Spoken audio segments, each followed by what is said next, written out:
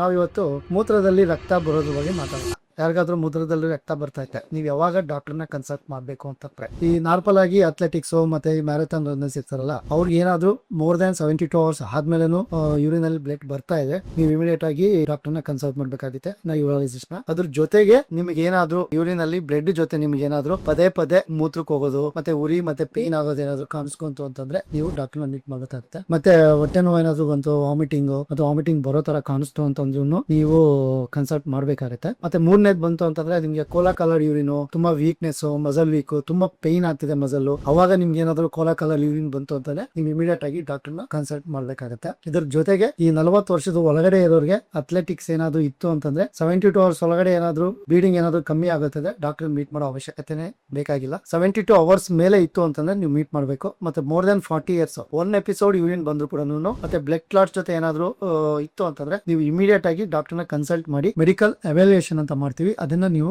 ಮಾಡಿಸ್ಕೋಬೇಕಾಗುತ್ತೆ. ಈ marathon runners more than 72 hours ಮೇಲೆ ಏನಾದ್ರು ಬ್ಲಡ್ ಬರ್ತಿದ್ರೆ ಇಮಿಡಿಯೇಟ್ ಆಗಿ ಕನ್ಸಲ್ಟ್ ಮಾಡಿ. Thank you so much.